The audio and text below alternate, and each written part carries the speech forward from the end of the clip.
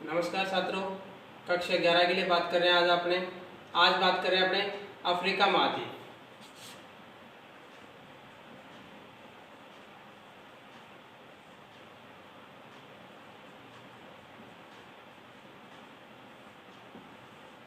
Africa महाद्वीप के अंदर भाग 2 की बात कर रहे हैं अपने जाना। फर्स्ट पीडीएफ आपको भेज चुके और भाग सेकंड भेज रहे, पार्ट सेकंड जाएगा। अफ्रीका महाद्वीप जो है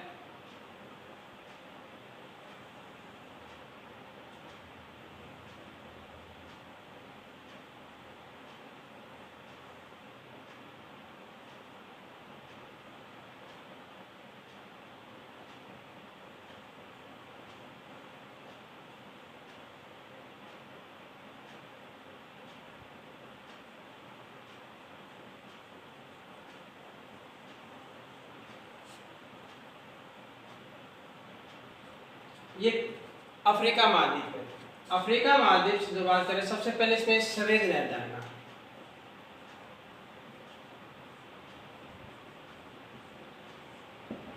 सवेज नहर जो है वो इस जगह पर है, ऐसे।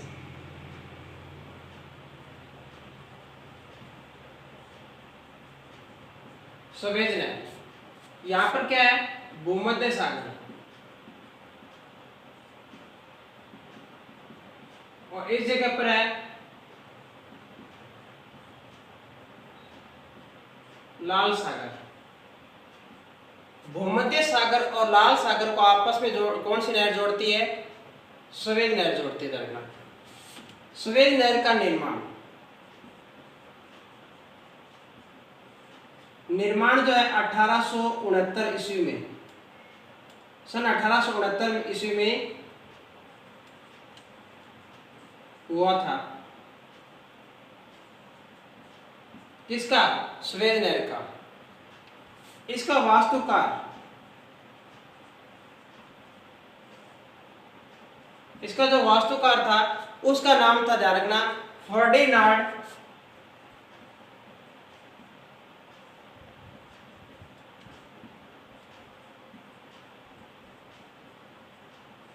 लेसेटस। वास्तुकार का क्या नाम था? फर्डिनांड लेसेटस।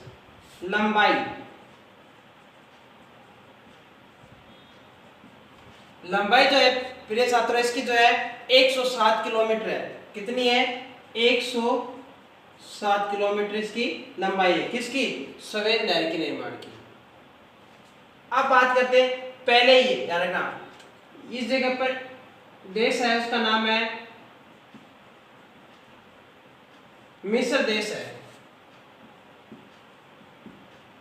1869 में इसका निर्माण होने के पश्चात क्या हुआ? ये मिस्र के अंडर में था। परंतु अब बात करते हैं, ये व्यापार के लिए खोल दिया गया। जो यूरोपीय देश है, इस जगह पर यूरोपीय देश उनके व्यापार के लिए, और इधर एशिया पार्ट के जो है व्यापार के लिए, इस प्रकार से इनके लिए व्यापार के लिए खोल दिया गया। परंतु जो है 1956 में सवेज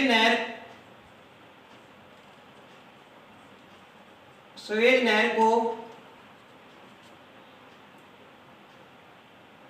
व्यापार नहीं लिखेंगे यहाँ पर। सवेज नहर जो है 1956 में इसका राष्ट्रीयकरण कर दिया गया था। 1956 में सवेज नहर का राष्ट्रीयकरण कर दिया गया।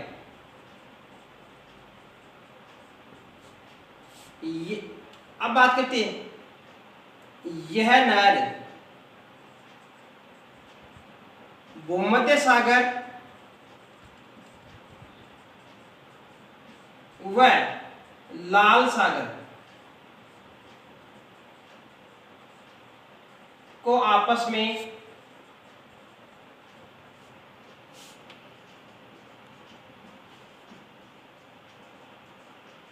जोड़ती है। क्या रखना? सवेज नहर जो है उसका 1869 में इसका निर्माण हुआ था। वास्तुकार इसका फर्डिनांड लेसेटस था। इसकी जो लंबाई 107 किलोमीटर, इसका 1956 में इसका राष्ट्रीयकरण कर दिया गया। और बात आती है, यह लाल सागर और भूमध्य सागर को आपस में जोड़ती है। सवेद नहर की बात आ रही है।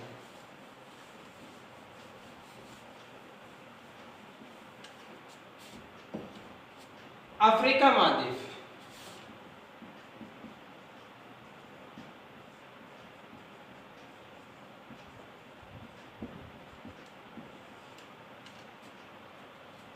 एकमात्र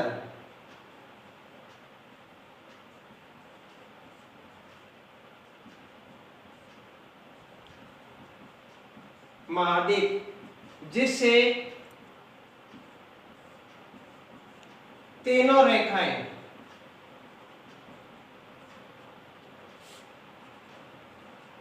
कर्क रेखा, भूमध्य रेखा व मकर रेखा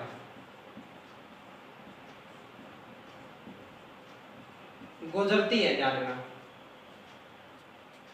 एकमात्र एक महाद्वीप ऐसा है जिससे तीनों रेखाएं गुजरती हैं। कौन सी? कर्क रेखा, भूमध्य रेखा व मकर रेखा। देखो बात कर रहे हैं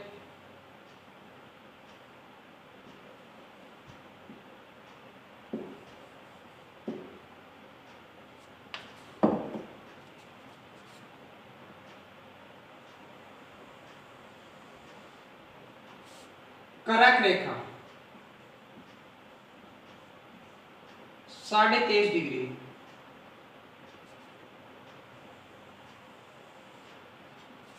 भूमध्य रेखा 0 डिग्री,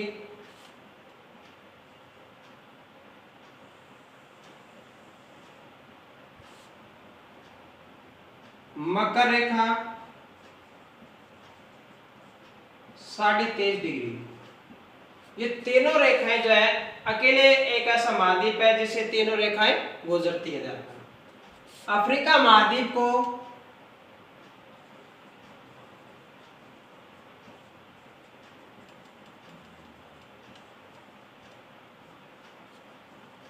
काला महाद्वीप,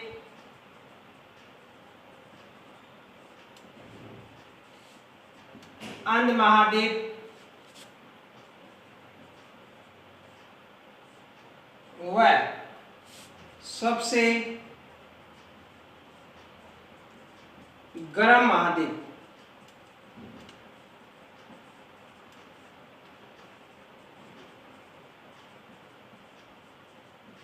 गर्म महाद्वीप भी कहते हैं। ध्यान रखना, अफ्रीका महाद्वीप को काला महाद्वीप, अंध महाद्वीप व सबसे गर्म महाद्वीप भी कहते हैं। ये थी अफ्रीका महाद्वीप की बात।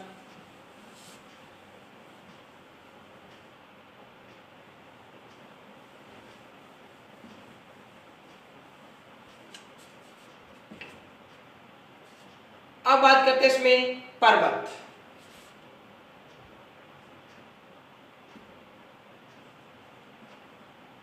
पर्वत सबसे पहले बात करें नंबर 1 किलिमंजारो पर्वत। किलिमंजारो पर्वत दोस्तों इस जगह पर है, अफ्रीका महाद्वीप के पूर्व में। ध्यान रखना, पूर्व में पूर्वी भाग पर स्थित है किलिमंजारो पर्वत।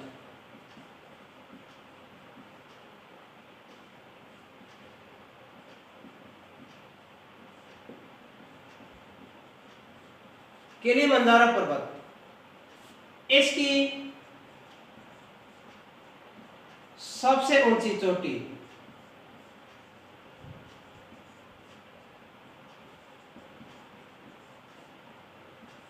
किलिमंजारो,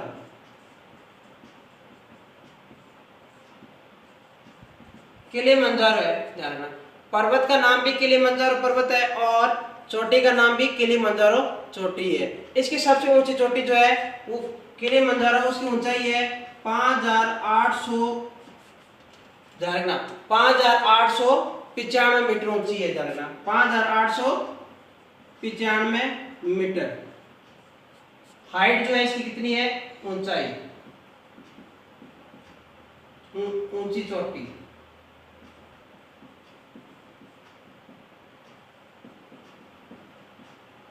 पांच 5895 मीटर। किलिमंजारो पर्वत की सबसे ऊंची चोटी क्या नाम है? किलिमंजारो। उसकी ऊंचाई कितनी है? 5895 मीटर इसकी ऊंचाई है। ध्यान रखना। दूसरा पर्वत बात करते हैं इस जगह पर। इस जगह पर एक पर्वत है, उसका नाम है ड्रेकन्सबर्ग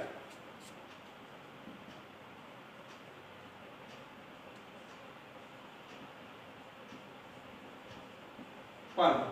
ड्रेकन्सबर्ग पर्वत पहला ये था। दूसरा है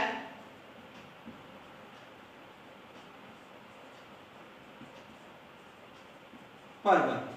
ये दो पर्वत ऐसे हैं जो यहाँ पर फेमस है, ध्यान रखना। तीसरा जो पर्वत है उसकी बात कर रहे हैं अपने एटलस पर्वत। एटलस पर्वत इस जगह पर है।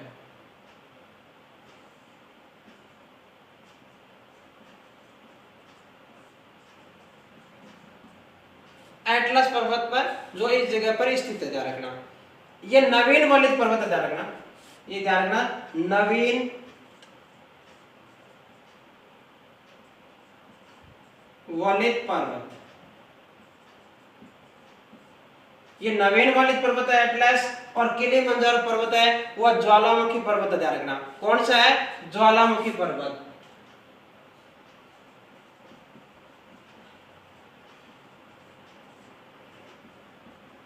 ये नवीन हलचलों से यानी हलचलों से पर्वत निर्माण हुआ है, और ये ज्वालामुखी के द्वारा निर्माण हुआ है, ध्यान रखना। ये इसकी खासियत है। इसकी नवीन जो एटलस पर्वत है इसकी सबसे ऊंची चोटी, एटलस पर्वत की जो है नवीन वलित पर्वत है, और इसकी सबसे ऊंची चोटी है माउंट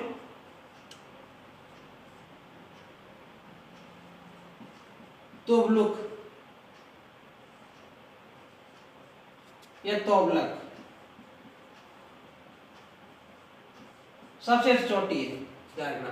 इसकी जो ऊंचाई है जो पर्वत की, इसकी जो है 4163 मीटर। 4163 मीटर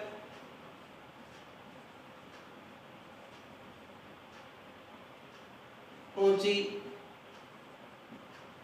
चोटी है। ये भी ध्यान रखना दोस्तों कि पर्वत। अब पर्वतों के अलावा बात करते हैं मरुस्थल।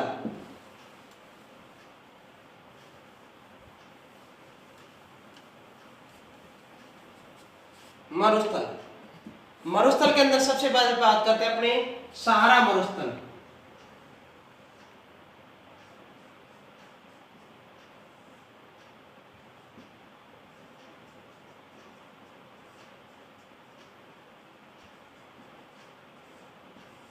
सहारा मरुस्थल। सहारा मरुस्थल जो है विश्व का, ध्यान रखना,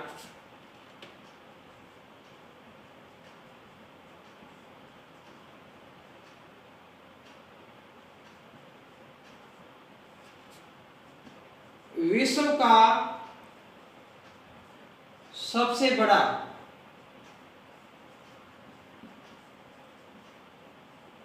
मरुस्थल है। सहारा मरुस्थल जो है विश्व का सबसे बड़ा मरुस्थल है। दूसरे नंबर पर आता है ऑस्ट्रेलिया का, ध्यान रखना। ऑस्ट्रेलिया का ऑस्ट्रेलियन महान मरुस्थल जो 4 भागों में बटा हुआ है, वो अपने बाद में बात करेंगे। पहले ऐसे तो कर चुके बात, परंतु अपने उसकी बाद में बात करेंगे, ध्यान रखना। सहारा मरुस्थल जो है, सहारा मरुस्थल के अंदर ये जो है विश्व का, ध्यान रखना, सबसे बड़ा मरुस्थल है और गर्म मरुस्थल भी है।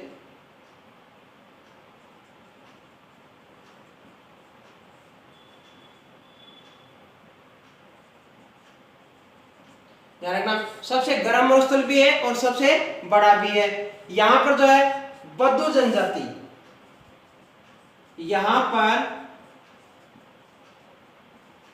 बद्दू जनजाति निवास करती है। कौन जनजाति निवास करती है? बद्दू जनजाति निवास करती है, ध्यान रखना। दूसरी नंबर जो मरुस्थल की बात आती है, दूसरा मरुस्थल वो आता है नामिब मरुस्थल।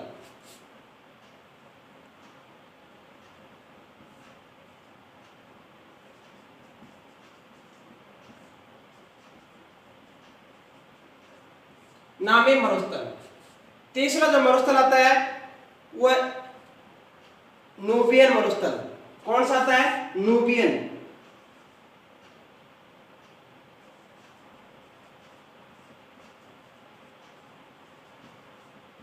नूबियन जो मरुस्थल है दोस्तों, इसके अंदर छोटा सा पार्ट है जिसमें अपने इतनी बातें नहीं करेंगे। तीसरा जो अगला मरुस्थल आता है उसमें सहारा कालारी मरुस्थल।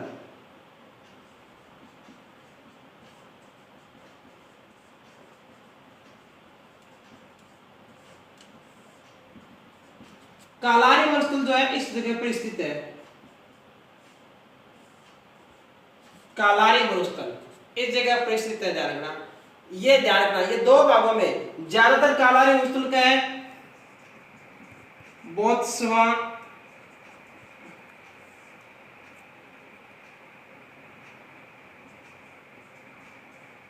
बोत्सवाना लैंड के अंदर, बोत्सवाना लैंड या प्रदेश जो बात करते हैं, बोत्सवाना प्रदेश बोल देते हैं इसको, बोत्सवाना प्रदेश प्लस दक्षिण अफ्रीका देश, इन दो भागों में ज्यादातर जो भाग है,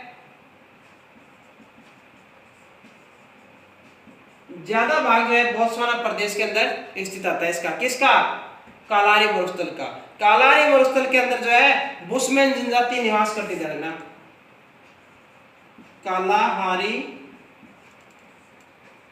मरुस्थल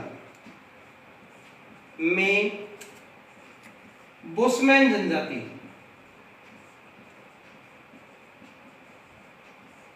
निवास करती है।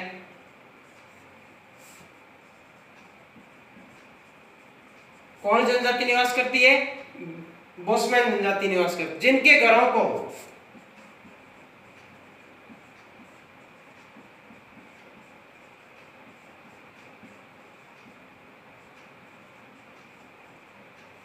सियोम कहते हैं। इनके घरों को क्या कहा जाता है? सियोम कहा जाता है। जागना सियोम फेमस है, जागना नाम। बुशमैन जनजाति अपने 16 सिलेबस के अंदर भी अलग से टॉपिक है, ध्यान रखना। अगले टॉपिक में जो है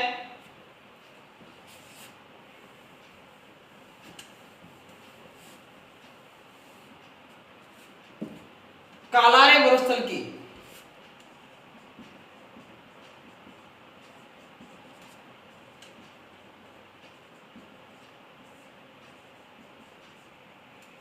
कालारी मरुस्थल की जीवन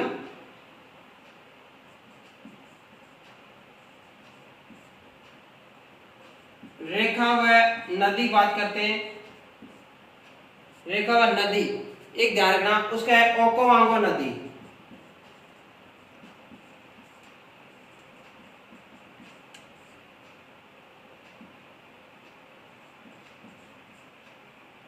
क्योंकि ओकोवांगो नदी जो है इसके यहाँ से पानी निकलता है और इसलिए इसको एक जीवन प्रदान करती है। नहीं तो यहाँ पर ये नदी ना हो तो यहाँ पर जो जीव जंतु है वो खत्म हो जाएंगे।